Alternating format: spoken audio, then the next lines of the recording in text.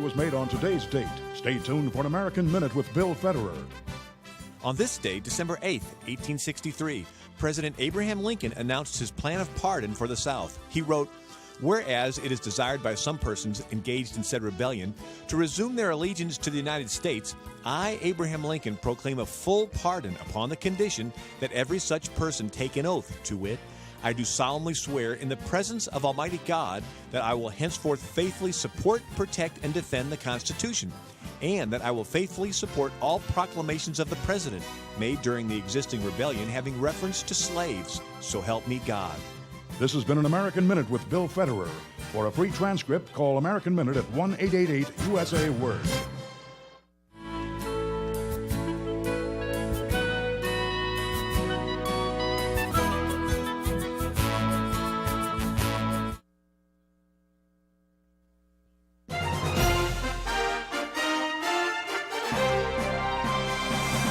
VCY America presents Crosstalk, a nationwide call-in program discussing issues that have an effect on our families, our communities, our churches, our nation, and our world. Crosstalk, an opportunity for you to voice your concerns for biblical principles.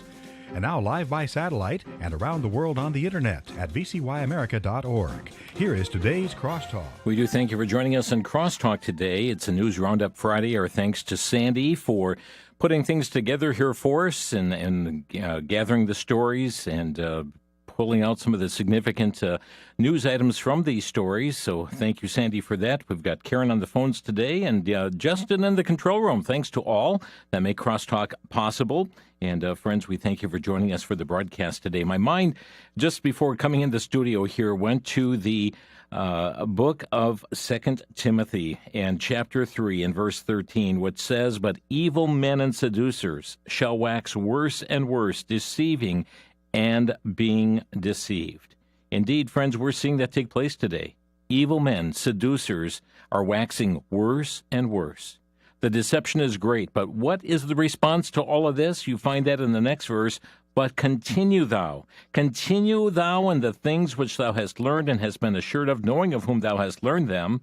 From a child thou hast known the Holy Scriptures, which are able to make thee wise unto salvation through faith in Christ Jesus." Then it reminds us that all Scripture is given by inspiration of God and is profitable for doctrine, for reproof, for correction, for instruction in righteousness, tells us what is right, what is not right, how to get right, and how to stay right. And friends, we need to be in the Word of God in such a time as this, recognizing the evil is building around us, and certainly we need to continue in the things of the Word of God. With that, we go into our roundup today with a very heartbreaking story from FoxNews.com. A 53-year-old Israeli taxi driver kidnapped by Hamas October 7th has been murdered. The Bat Yam municipality announced Friday in a statement obtained by Fox News. The Israeli city where Eitan Levi once lived said they were informed by the military last night of his death. His body is still held by Hamas in Gaza, and the response here saying we hug the family and continue to accompany them all the way, but a hostage murdered by Hamas. From worthy news and what the Israeli Defense Forces says is an additional proof that the Hamas terror group uses its own Palestinian civilians as human shields, IDF soldiers on Tuesday recovered one of Hamas's largest stockpiles of weapons they found so far in Gaza. Between a clinic and a school close at the center of a residential neighborhood, weapons seized, according to the IDF, include the stockpile, hundreds of rockets, RPG launchers, long-range rockets, UAVs, ready-to-use explosives devices, unmanned aerial vehicles, dozens of anti-tank missiles, dozens of explosive charges, also long-range rockets aimed at the center of the country with the ability to reach the heavily populated Sharon region, and dozens of grenades. And then there are complaints when civilians are getting killed. Friends, this is the goal of Hamas. It is the goal of Hamas. Their citizens, Palestinian people, are nothing more than human shields to them. And yet they will blame Israel for any death that happens as a result. PJ Media reporting a compromised $900 billion defense bill does not contain any restrictions on paying for military members' travel to get an abortion. nor does the bill block coverage of transition surgeries for transgenders and hormone treatments, reports the PJ Media. The bill also extends controversial Section 702 of the Foreign Intelligence Surveillance Act, that's FISA, for 4 months. And troubling indeed. And it appears Tommy Tuberville's crusade to put a hold on all military promotions until the Pentagon altered its policy on paying for abortion travel, well, that is now off the charts. The bill had, this bill here does have a good chance of passing, but really, do we really need money in the military for killing unborn babies? Haven't we seen enough from Hamas, what they have done? Do we really need money in there for body mutilating surgeries? Well, friends, also there's an about-face going on in Israel right now as it relates to citizens keeping and bearing arms. The Israeli security minister, Itamar Ben-Gvir, says his ministry is now approving up to 3,000 gun license applications a day. The Times of Israel quoted Ben-Gvir saying, "When the war started, we knew that we were right when we said that every place that has a weapon can save a life." He went on to say, "My policy within the office was to permit as many people as possible to get a weapon, and in a short period of time, we're giving up to 3,000 approvals a day." He indicated over 260,000 gun license applications have been approved since October 7th of 2023. And with a population of just over 9.3 million people, that is no small amount. From Newsmax.com, the Biden administration considering getting behind new restrictions on who can seek asylum and an expanded deportation process to secure new aid for Ukraine and also Israel in the supplemental funding bill. Republicans have refused to approve more Ukraine funding without additional measures to reduce the record number of migrants attempting to cross the U.S. border illegally. And speaking of this issue, kind of interesting because a young male African migrant expressed his gratitude to President Joe Biden for the opportunity for a better life in the United States of America. Very interesting clip right here. Oh, we just lost that clip. We'll try and get it back here for you, but it's troubling to see illegal immigrants that are actually thanking Joe Biden for their coming into the nation. Let's see if we can cue that back up here again. Here's that clip. I love you, Joe Biden. Thank you for everything, Joe Biden. I'm a good person. I want to be a good person here in the United States. I came here because I want quality life. You know, America is a land of opportunity. From FoxNews.com, President Putin of Russia arrived in the Middle East where he's meeting with the leaders of the United Arab Emirates and Saudi Arabia to shore up support from the major oil producers. Putin has not visited the region since 2022, but is meeting now, and he's due to travel to Saudi Arabia for the first face-to-face meeting with the Crown Prince and discussing oil production, OPEC Plus, and the war in the Gaza and the war with Ukraine. From Just the News, the House Judiciary Committee passed a bill to reform FISA. The Protect Liberty and End Warrantless Surveillance Act would require federal law enforcement to obtain warrants under Section 702 of FISA. According to Representative Andy Biggs of Arizona, who sponsored the bill, this authorizes the federal government to intercept electronic communications of non-U.S. persons outside the U.S., but the communications of Americans are often swept up when monitoring foreign persons are kept by the intelligence agencies and can later be accessed without a warrant. Troubling information there. Alex Newman writing, saying that while praising the Biden administration for supposedly making progress bringing the U.S. into compliance with the UN agreements by promoting abortion and gun control and transgenderism, the UN human rights bureaucracy released a scathing report last month slamming American as a bastion of horrors. And the UN's crosshairs, free speech rights, state-level restrictions on killing babies, state efforts to protect children from genital mutilation, and the use of the death penalty on murderers, all that and more came under attack by the UN human rights machinery as supposed human rights violations. The global organization even called for the United States to change its constitution to comply with UN schemes, Alex writes. One of the most troubling elements of the report from a constitutional perspective is that it ignored the fact that most of the legal areas in question are under state rather than federal jurisdiction. And yet, throughout the report, the UN spoke as if the federal government can and must simply force states to obey. From Western Journal, former Speaker Kevin McCarthy is going to be retiring from Congress at the end of this year, he announced Wednesday morning. He said, no matter the odds or personal costs, we did the right thing, saying of his 17 years in Congress. He said he would transition to a role outside of government, that he would do so with no regrets. From the Daily Caller, Representative Marjorie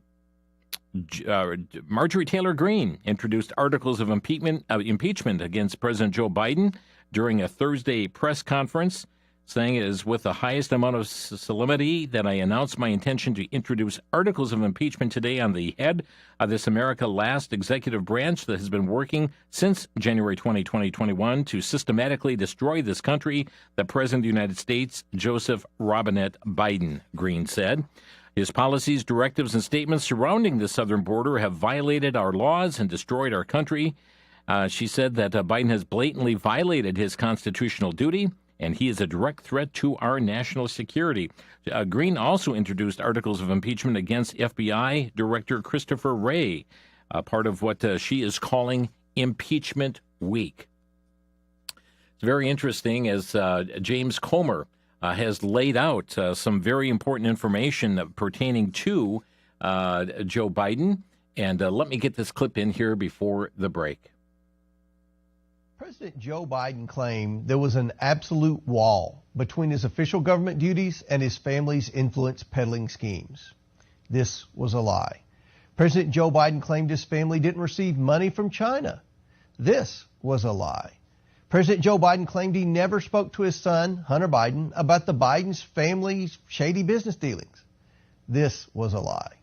Now, Hunter Biden's legal team and the White House's media allies claim Hunter's corporate entities never made payments directly to Joe Biden. We can officially add this latest talking point to the list of lies. Today, the House Oversight Committee is releasing subpoenaed bank records that show Hunter Biden's business entity, Owasco PC, made direct monthly payments to Joe Biden. This wasn't a payment from Hunter Biden's personal account, but an account for his corporation that received payments from China and other shady corners of the world. At this moment, Hunter Biden is under an investigation by the Department of Justice for using Owasco PC for tax evasion and other serious crimes. And based on whistleblower testimony, we know the Justice Department made a concerted effort to prevent investigators from asking questions about Joe Biden. I wonder why. The more we learn, it appears the Justice Department was trying to cover up for the Bidens until brave IRS whistleblowers came forward and a federal judge rejected the sweetheart plea deal. Payments from Hunter's business entity to Joe Biden are now part of a pattern revealing Joe Biden knew about, participated in, and benefited from his family's influence peddling schemes. When Joe Biden was vice president, he spoke by phone, attended dinners, and had coffee with his son's foreign business associates. He allowed his son to catch a ride on Air Force Two at least a dozen times to sell the Biden brand around the world. Hunter Biden requested office keys to be made for his office mate, Joe Biden, in space he planned to share with a Chinese energy company. We've revealed how Joe Biden received checks from his family that were funded by the Biden's influence peddling schemes with China, no less. The House Oversight Committee continues to investigate Joe Biden's involvement in his family's domestic and international business schemes at a rapid pace. We will continue to uncover the facts and provide transparency about the findings of our investigation. President Biden and his family must be held accountable for this blatant corruption. The American people expect no less. That's a video statement by Representative James Comer pertaining to the Bidens. And now House Speaker Mike Johnson announced Tuesday that a vote to authorize an inquiry into the impeachment of President Joe Biden will happen next week before the House breaks for the holidays, saying the House has no choice if it's going to follow its constitutional responsibility to formally adopt an impeachment inquiry on the floor, so that when the subpoenas are challenged in court, it will be at the apex of our constitutional authority. This vote is not a vote to impeach President Biden. It's a vote to continue the inquiry of impeachment, and that's a necessary constitutional step. Back in a minute. You're listening to Crosstalk.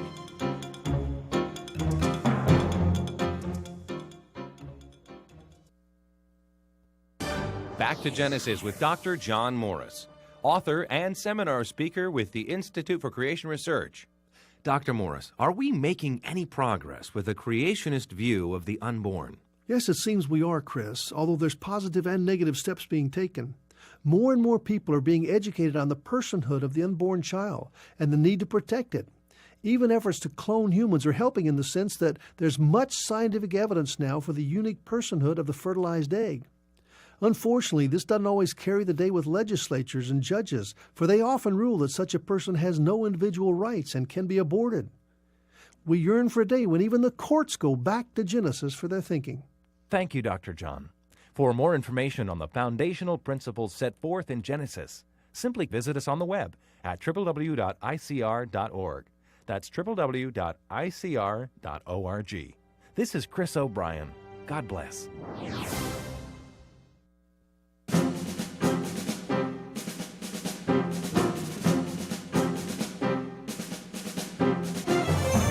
You're listening to Crosstalk on VCY America. It's the News Roundup Day today on the broadcast, and we thank you for tuning in.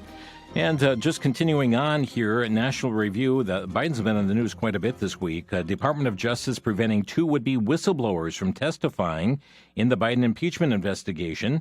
78-page report issued by the House Judiciary Ways and Means and Oversight Committees accused the DOJ of stonewalling the congressional investigation into allegations that the Biden administration gave the president's son special treatment while investigating his failure to tax federal income taxes in 2017, and that is to pay federal income taxes in 2017 and 18.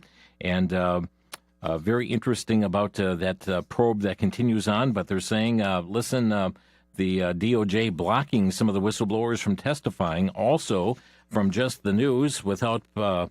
let's see here, banks filed at least 6 reports concerning Hunter Biden's foreign business dealings that flagged President Joe Biden's home address in Delaware and raised concerns about a possible criminal activity involving money laundering or human trafficking, according to U.S. Senator who investigated the first family's finances for years. Also from Breitbart, Hunter has been indicted on 9 charges, including 3 felonies, for allegedly failing to file taxes, evading an assessment, and filing a fraudulent form. Well, also, hearings taking place in Washington. FBI Director Christopher Wray was being grilled in the Senate Judiciary Committee on Tuesday, reports Red State, on a variety of topics in their oversight capacity. Senator Ted Cruz questioned Wray about the actions that he was taking at the FBI, noting that he was concerned about how the DOJ has become deeply politicized under the Attorney General Merrick Garland, and he felt the FBI had become so as well. We find that Cruz brought up the issue of the investigation into Hunter and Joe Biden, said he felt the DOJ had tried to stop the investigation into Biden, saying nobody thinks you've opened an investigation because you're not willing to, Cruz said. Is the FBI, do they make a routine practice of allowing partisan political optics to prevent investigating serious evidence of corruption? My instructions to our people on this and on every other investigation are that we are to follow the facts wherever they lead, no matter who likes it, no matter what political influence then why there did may you be get out the there. GPS data on where Hunter Biden and Joe Biden were? Again, Senator, with respect, I can't discuss but it's an not ongoing with respect. investigation. And Director Wray, you and I have gone round and round on this because I understand. Anytime you're asked about this, the answer is it's an ongoing investigation. Of course, the investigation isn't ongoing. You're not doing the work. You got whistleblowers pointing out that you're not doing the work, and you are hiding behind the skirts of the Attorney General. Senator Ted Cruz. Wow. From townhall.com, CNN's Jake Tapper questioned the stunning admission President Biden made to supporters Tuesday about why he is seeking a second term. During a private donor event in Boston, the president reportedly said, if Trump wasn't running, I'm not sure I'd be running, but we cannot let him win for the sake of the country. Well, after those remarks made headlines, he was again asked about his intention in running for re-election when he returned to the White House. He said, I expect so, but look, he is running and I just have to run, Biden said, adding that he would not drop out even if Trump left the race. From the Washington Stand, Wisconsin Governor Tony Evers Wednesday vetoed the Help Not Harm Act, a bill protecting minors from gender transition procedures. And the Governor Evers did veto that legislation. CBN News reports that the U.S. Court of Appeals for the Sixth Circuit heard oral arguments Wednesday in a case challenging a Health and Human Services mandate that would force physicians to violate their sound medical judgment and or their religious beliefs. The HHS is acting on an executive order signed by President Biden in January of 2021 for his administration to redefine sex in federal law to include sexual orientation and gender identity. This radical interpretation would require physicians to prescribe or perform transgender interventions on patients, including children. Alliance Defending Freedom represents over 3,000 doctors. It's a lawsuit, American College of Pediatricians versus Becerra. From LifeSiteNews.com, a very troubling story. Folks, you need to hear this. Jefferson County Public Schools, that's Jeffco Public Schools, forced a fifth-grade girl. Now, think of your fifth grader, a fifth-grade girl to share a room with a gender-confused male on an overnight trip to Washington, D.C., according to a letter from the Alliance Defending Freedom. The school district initially put the actual female student in the same bed with the male student without letting her or her parents know about the true sex of the roommate. Furthermore, the school district told the girl not to talk about the gender-confused male's actual sex and instead instructed her to keep quiet that the student was actually a boy. The parents of the gender-confused child wanted their son's actual sex to remain in stealth mode, according to Principal Ryan Lucas. ADF sent a legal demand letter to the district Monday demanding clarification on its policies and a promise that females will never be forced to share a room with males again. Forced to room with males again. This 11-year-old did not know. The parents did not know. Sent their daughter on a field trip to Washington, D.C. to discover that her roommate that she was to sleep with in that room, a biological male. Also from LifeSiteNews.com, male athletes have once again sparked outrage for dominating a female competition. This time it was a championship cycling race that recently took place in Illinois. Sunday, December 3rd, two gender-confused males who were registered as women in the Illinois State Cyclocross Championship claimed the first and second places in the race. The event was a culmination of the Chicago Cyclocross Cup and took place at Montrose Beach. The two biological males topped the competition, and Kristen Chalmers, an actual female, came in third place after the two men. The Daily Signal telling us a teenage boy who identifies as a girl heading to the Irish Dancing World Championship after placing first in the U14 2023 Southern Region as a competition. Parents of girls competing in Irish dance are frustrated and outraged, saying they cannot understand why a boy with physical advantages is allowed to dance against their daughters. One mother whose daughter danced in the same competition as the trans-identifying boy in the Dallas, Texas event said, quote, "I never thought I was going to have to deal with this, and my heart breaks for my daughter and the other girls are having to deal with this. They are too young to have to deal with topics that they are going on in society that are adult topics that they don't quite comprehend yet." The Daily Caller reporting that the president of the National Women's Law Center said on Tuesday during congressional testimony that women should learn to lose gracefully to transsexual competitions. Fatima Groves spoke during the hearing on the importance of protecting female athletics in Title IX, held by the House Oversight Committee's Subcommittee on Health, Care, and Financial Services. Quote, "Trans students participate in sports for the same reasons as other kids," she claimed, "because it is fun, because it creates belonging, community, because it teaches so much about persistence, leadership, and discipline. And last, they learn to lose gracefully and often win with dignity." That's right, girls. Don't complain. Don't complain when a biological boy beats you in a girl sport. Just lose gracefully. Isn't that sound advice? From WND.com, folks, be watching your mailbox. Beware if you get one of these American Community Surveys in from the Census Bureau. The U.S. Census Bureau is adding demands for every person in households to reveal their, quote, sex at birth and their current gender, as if that could be changed. And the additions have prompted a warning about the ongoing loss of privacy that Americans are sustaining. It's coming through the American Community Survey from the Census Bureau. From Todd Starnes, at first glance, Disney's latest made-for-television Christmas movie sounded like it had returned to its family-friendly roots, he said. Just check out the description for The Naughty Nine on Disney+. Mischievous fifth grader Andy finds himself without a visitor presence from Santa on Christmas morning. Realizing he must have landed on the naughty list and feeling unfairly maligned, Andy pulls together a team of 8 other naughty listers to help him execute an elaborate heist at the North Pole to get the presents they feel they deserve. But, ladies and gentlemen, it turns out The Naughty Nine is indeed a naughty movie. Todd writes that the film features a family run by 2 homosexual fathers, along with a scene about 2 young boys debating over whether another young boy is a, quote, hottie. The King is Coming is reporting trans-identified influencer Dylan Mulvaney, recognized as Women of the Year by an LGBT magazine, Attitude magazine that identifies itself as a UK and Europe's best-selling LGBTQ magazine, unveiled Mulvaney as Women of the Year in a post on X. Okay, here we have Denver with WND.com, the Denver School District being sued for discrimination against conservative viewpoints by promoting LGBT flags in schools, but banning flags representing other ideas, such as a straight pride flag.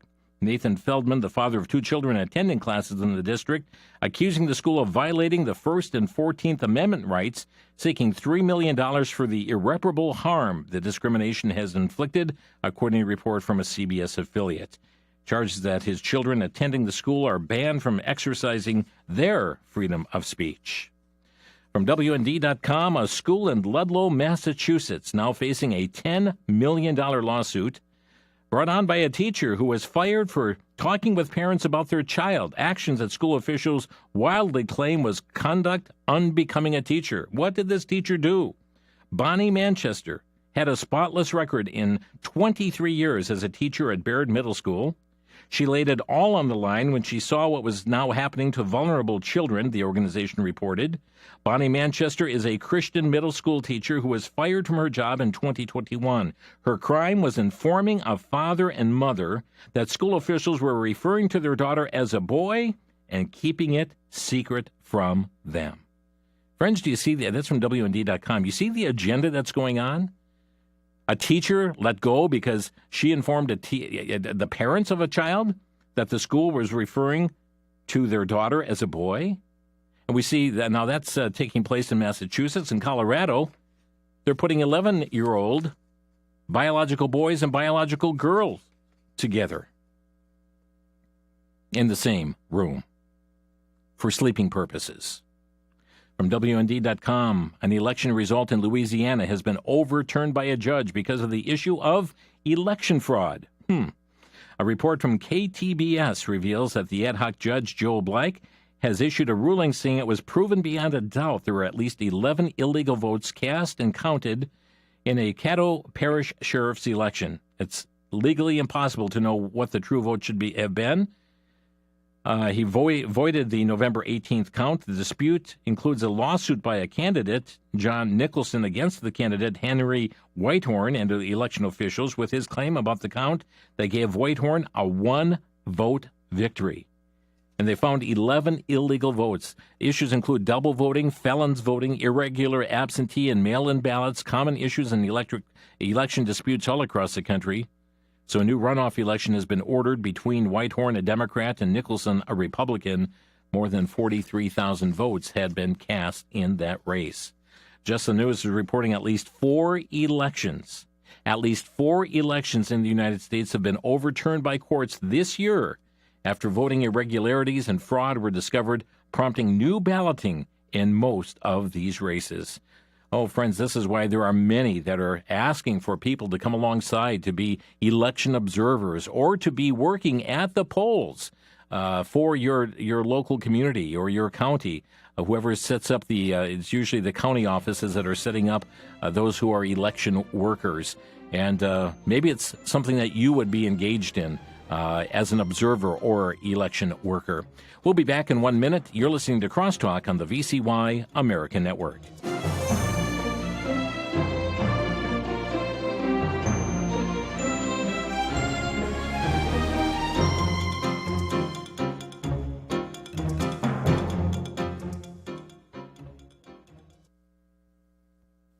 High in the Swiss Alps, Lucian, a lonely, frightened 13-year-old, is overtaken by catastrophic events as he causes little Danny to fall off of a cliff. Lucian finds himself an outcast with his family, his school friends, and especially the very hostile Annette, the sister of Danny. Danny, I've told you not to talk to Lucian. He'll only hurt you again. Bitterness and anger set in. As Lucian finds solitude in the nearby woods, he comes across a woodcarver who helps him find the peace he was looking for that not only changes his life, but that of others as well. You may be able to run away from the village, but you can't run away from yourself. Treasures of the Snow quickly captures the heart. It's a story of friendship, forgiveness, and redemption. Treasures of the Snow is available on DVD for a donation of $16 or more by calling VCY America at 1-800-729-9829. That's 1-800-729-9829.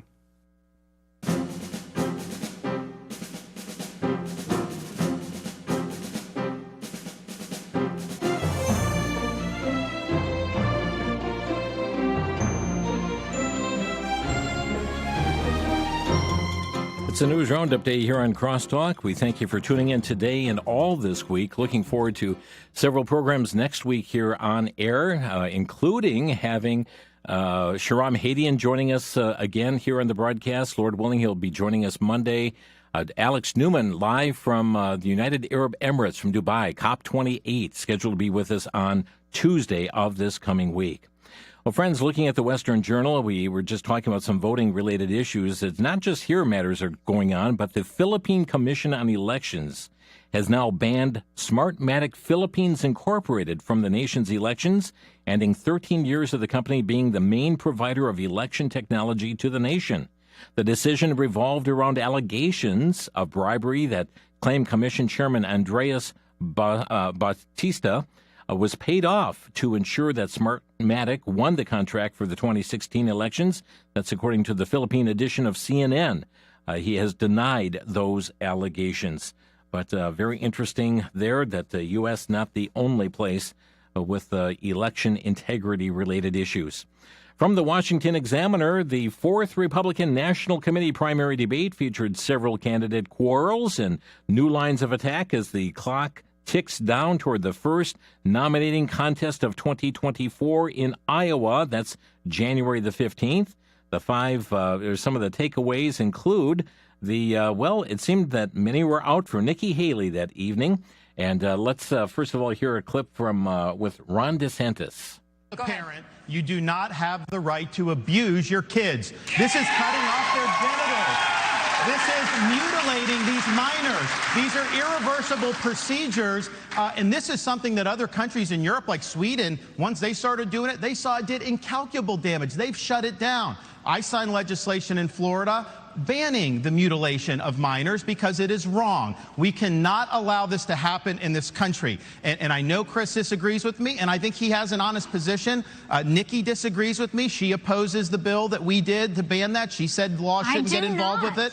You said the law shouldn't get involved with it. She also, though, I think, and this flows from what she did as governor of South Carolina, they had a bill to try to say that men shouldn't go into girls' bathrooms. And she killed that bill, and she bragged that she killed that bill. Even to this day, she bragged that. I don't think men should be going into little girls' bathrooms. I think it's wrong, and I think we have every right to protect them from that. That's Ron DeSantis there. There was also a question to candidate Ramaswamy with Nikki Haley responding, and let's just hear that clip as well. Mr. Ramaswamy, for months you campaigned as a unifier. Then you stood up at the first debate and attacked all of your competitors as bought and paid for. The second debate, you changed your tune, saying these are good people on this stage, admitting you can come across as a bit of a know-it-all and rejecting the practice of personal insults. By debate number 3, you called Nikki Haley corrupt, accused Ron DeSantis of wearing high heels, and told Ambassador Haley she should keep a closer eye on her daughter. Can you see how this has led some to conclude you are not, in fact, a unifier, and to question your authenticity? Megyn, I think there's a time and place for everything. We need somebody in the White House who absolutely is going to be a fighter when it counts. And I did say that there were some good people on that stage in that third debate. Doug Burgum was on that stage at that time, and I'll say that jokingly. Ron DeSantis is a good person, too. I want to go back, though, to Nikki Haley's comment from earlier that she is somehow not responding to the will of these donors. Nikki, you were bankrupt when you left the UN. After you left the UN, you became a military contractor. You actually started joining service on the board of Boeing, whose back you scratched for a very long time, and then gave foreign multinational speeches like Hillary Clinton is, and now you're a multimillionaire. That math does not add up. It adds up to the fact that you are corrupt. And when I said they were bought and paid for, I meant the Republican establishment, not the Democratic establishment.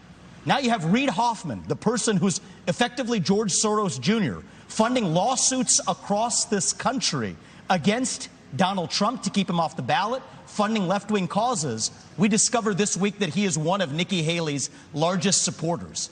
Larry Fink, the king of the woke industrial complex, the ESG movement, the CEO of BlackRock, the most powerful company in the world, now supporting Nikki Haley. And to say that doesn't affect her is false, because it's after that meeting later that day that she says that every American needs to be doxxed by having their ID, their government-issued ID, tied to what they say on the internet. So I think that this is far more corrupt than I even imagined when I entered politics. But I will say this. It is going to take a leader from the outside, with fresh legs, from the next generation to unite this country. Not the broken politicians who are puppets of the puppet masters, but the actual people in this country. Thomas Jefferson was 33 when he wrote the Declaration of Independence. I think it's going to take somebody whose best days in life are still ahead to see a country whose best days are ahead of itself. And I think I can reach that next generation better than anybody else in this race. Thank you. Response. Megan. First of all, we weren't bankrupt when I left the UN. We're people of service. My husband is in the military, and I served our country as UN ambassador and governor. It may be bankrupt to him, but it certainly wasn't bankrupt to us. Secondly, I did serve on the board of Boeing. I did a lot of work with Boeing when I was governor. They were a great partner to me. I served for 10 months. And then when they decided after COVID that they wanted to go for a corporate bailout, I've never supported corporate bailout, so I respectfully stepped back and got off the board. I love Boeing. They build good commercial airplanes. They build airplanes for our Air Force. I am proud of them. They employ a lot of people in South Carolina. But that's why I left the Boeing board. There's nothing to what he's saying. And in terms of these donors that are supporting me, they're just jealous. They wish that they were supporting them. But I'm not going to sit there and deny it. Okay, so that's some of the fireworks from the debate that took place. But again, a reminder, coming up just a little over a month from right now is when the nominating contest begins. Iowa is January the 15th. Let me remind you of what it says in Proverbs chapter 29, verse 2. When the righteous are in authority, the people rejoice. But when the wicked beareth rule, the people mourn. Friends, you're listening to a News Roundup Day on Crosstalk. Let's look here at FoxNews.com. The Democrat Massachusetts Representative Presley, a far-left squad member, calling for the allowing of incarcerated citizens to vote in federal elections, while referencing her support for permitting individuals as young as 16 years of age to cast a ballot. She made the comments Wednesday during a press conference right alongside Vermont Senator Peter Welch about restoring felons' voting rights. From Fox News as well, 6 months after launching a dark horse bid for the 2024 presidential campaign, North Dakota Governor Doug Burgum suspended that White House bid. Breitbart reporting that former Representative Liz Cheney of Wyoming said Monday she's exploring a third-party 2024 presidential bid after dramatically losing Wyoming's congressional seat in 2022. Daily Caller telling us that California Democratic Representative Adam Schiff officially now has filled the necessary paperwork Monday to run for the late Senator Dianne Feinstein's open Senate seat. Okay, let's see. Another topic here. Washington Free Beacon reporting a new collective bargaining agreement between Portland Public Schools and its unionized teachers requires school officials to consider a disruptive student's race, gender identity, and sexual orientation when crafting that student's disciplinary plan. When a student exhibits continuous disruptive behavior, the agreement says school officials must develop a support plan for the student that can include disciplinary actions or measures such as detention, but that plan must take into consideration the impact of issues related to the student's trauma, race, gender identity, gender presentation, sexual orientation, and restorative justice as appropriate for the student, according to the agreement. The new disciplinary policy also eliminates mandatory suspensions for students who threaten or harm others. Now those students may only be removed from their classroom, not from the school altogether. One American News Network reporting the Justice Department announced that a former American diplomat who worked as a U.S. ambassador to Bolivia and Argentina been accused of secretly working as a spy for Cuba's intelligence services since 1981. This is former career U.S. diplomat Victor Manuel Rocha. After he made a brief appearance in court Monday, he was placed under arrest. A warning, parents. A warning here regarding toys. USA Today tells us about toys that spy on children are a growing threat. That's according to the U.S. Public Interest Research Group, which published a report Thursday covering the dangers, and I believe that's a week ago yesterday, covering the dangers of certain products as well as purchases of recalled toys. Smart toys, specifically, are causing concern, and the industry is not slowing down. The global market for smart toys grew $16.7 million this year. With the incredible growth of artificial intelligence has come unexplored threats. As researchers continue to gather information gather knowledge about the potential of these toys, AI-enabled toys with a camera or microphone may be able to assess a child's reaction using facial expressions or voice inflection, allowing the toy to try and form a relationship with the child. AI-enabled toys may gather and share information that could risk a child's safety. Smart toys can collect, store, and use a lot of data about children. Platforms may include inappropriate content for download. Smart toys may also hinder the development of young children. It's a note here, just parents beware. From WND.com, in a Tuesday news release, the World Health Organization called for a huge global tax increases on alcohol and sugary drinks, suggesting that increasing the price of those beverages by a whopping 50% could create healthier societies.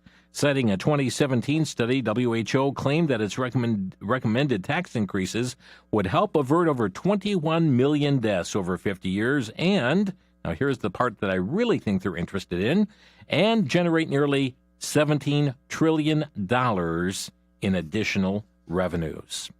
The Center Square telling us that abortion could be appearing on the ballot in some 24 states. Some 24 states potential. They're working. Many are behind the scenes right now. Already it's confirmed to be on ballots in Maryland and New York, but states with potential abortion-related ballot measures, folks beware, Arizona, Arkansas, Colorado, Florida, Iowa, Missouri, Montana, Nebraska, Nevada, Pennsylvania, and also in South Dakota. We were just talking about some of these smart toys. Do you know that there's in the state of California, and I'm looking at an article here from the Daily Mail, California retailers that refuse to have a gender-neutral section for children will be fined up to $500 under Governor Gavin Newsom's new bill. They signed the legislation in 2021. The legislation that is enacted now on January 1st of 2024. And if retail department stores choose not to comply, will have to dish out penalties. Department stores that are subject to the new laws will have to have a total of 500 or more employees be physically located in the state of California and sell child care items or toys. Now, they can have a boys section, a girls section, but you must have a gender-neutral section for toys. Gender-neutral section. And by the way, the newly appointed school board president in Pennsylvania's third largest school district, sworn in this week. Now, a lot of people use the Bible, but this coming from LGBTQ Nation, instead of being sworn on a Bible, this school board seat member was sworn in on a stack of frequently banned books. Incumbent Karen Smith, one of the Democrats who defeated Republican candidates endorsed by national anti-LGBTQ group Moms for Liberty, flipped the board from 63 Republican to 63 Democrat and took her oath of office on a stack of 6 books, 4 of the books centered on LGBTQ plus characters and themes. Friends, wow, we've only got a segment left. Let's open our phone lines. Our number to Crosstalk, 800-733-9829 to comment on these or other current event news. 800-733-9829. We'll be right back.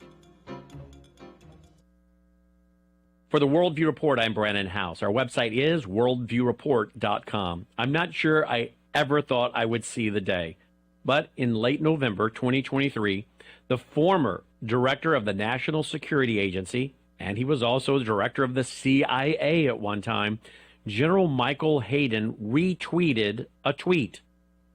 And the picture was of a lady, probably in her 60s, holding a Bible, and then her handgun, and the American flag, stating, I am committed to the Bible, a biblical worldview. I believe in the Second Amendment, which comes from a biblical worldview, the right to defend oneself. And she had the flag. I'm patriotic.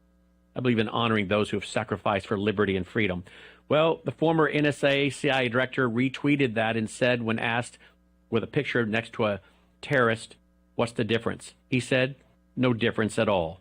That's how they view us Christians.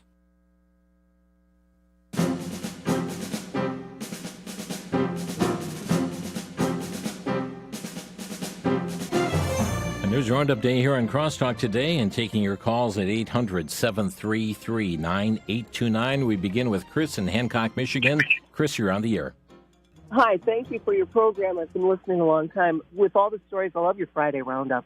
Great, with all the stories, it's a reminder that Satan is the author of chaos. Yeah. And when you listen to one story after another, it is so chaotic. And it's a good, it's Christmas time, so it's a good time to remember Jesus and why he was born and why he died for us. And thanks again for all you do. Thank you for the call here today. Yeah. Indeed, we remember the reason for the season, and the Father sent his Son to be the Savior of the world. Laura is calling from South Dakota. You're on the air. Yeah, thank you, Jim. Again, bless you, brother, for everything you're contending for the faith, the way it says to do. What was that last article? I mean, things go so fast on your Friday News Roundup. I mean, I'm just an old widow, and I'm trying to... what'd you say about South Dakota, and was it toys? Well, no, and the toys... It was the last... Yeah, toys everywhere, is going on, but we had the issue of the gender-neutral toy section that must be in the state of California if they have certain number of employees within the state of California. But you said something about South Dakota is even going along with that. No, did you not? No, I did not. It was about the abortion issue. That is a potential for South Dakota to have on its ballot to put abortions through. Oh, all right. Well, God bless you for all you do, man. Keep looking up. Like Jimmy DeYoung used to say, the rapture could happen at any time. Keep looking up. Thank you for the call. Our number to Crosstalk, 800-733-9829. John is calling from Westchester, Pennsylvania. You're on the air. Yeah, how you doing? I really enjoy your show very much. I just wanted to mention the fact that I've listened to KYW, of course, and all these other mainstream news channels, and you guys play some really great clips. One thing that I think would be a major change for this country would be if people would consider Bobby Kennedy Jr. and vote him into office.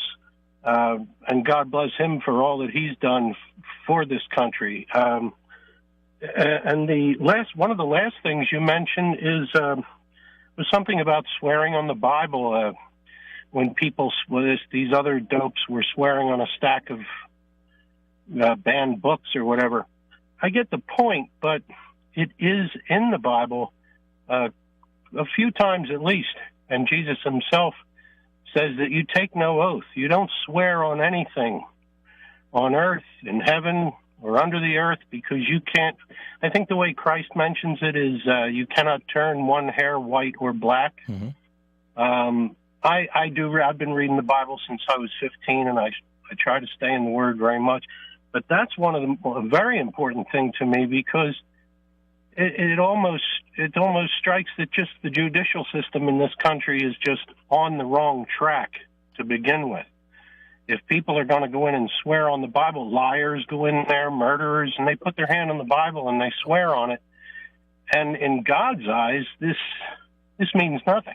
Well, He judges the intent of our heart, correct? Yeah. Thank you for your call here today. Indeed, it is our heart, and by placing one's hand on the Bible, it is recognizing the authority of Scripture that one is going to tell the truth.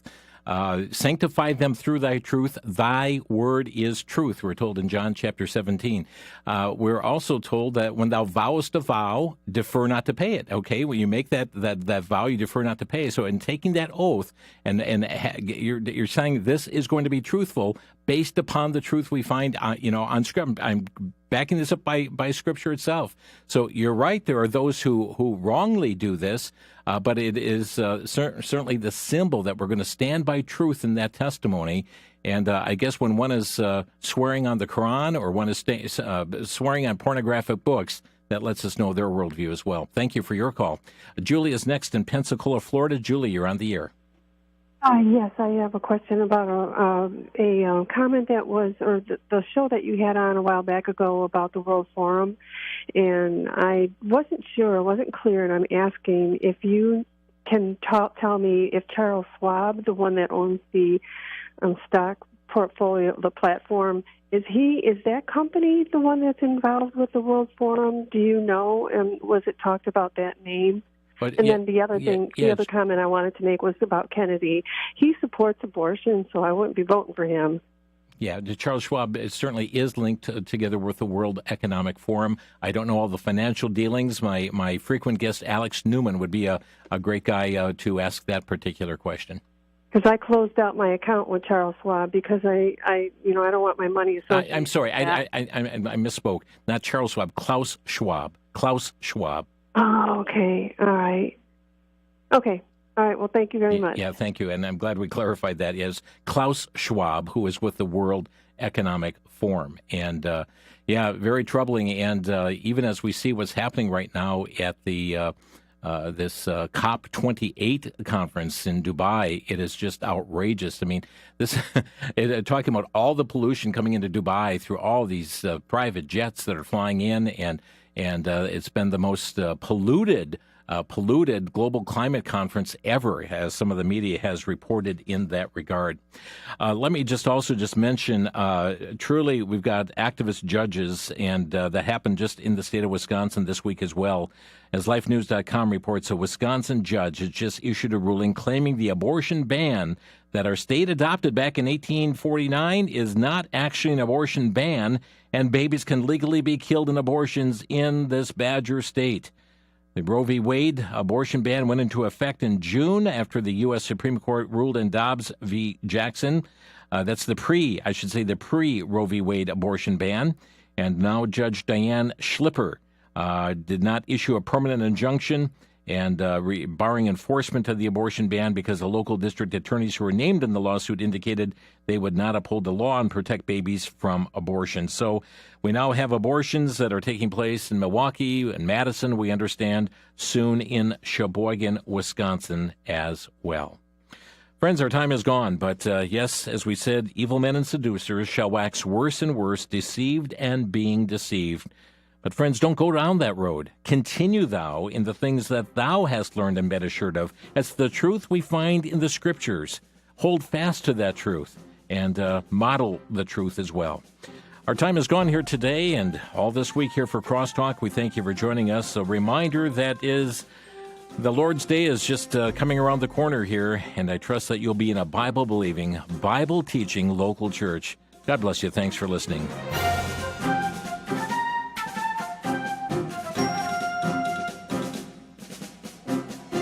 You've been listening to Crosstalk via satellite and the internet from VCY America. Views expressed may or may not be those of this station. For a CD of today's program, send a donation of $6 or more to VCY Tape Ministry, 3434 West Kilbourne Avenue, Milwaukee, Wisconsin, 53208, or download by RSS or podcast from crosstalkamerica.com. And join us again for Crosstalk.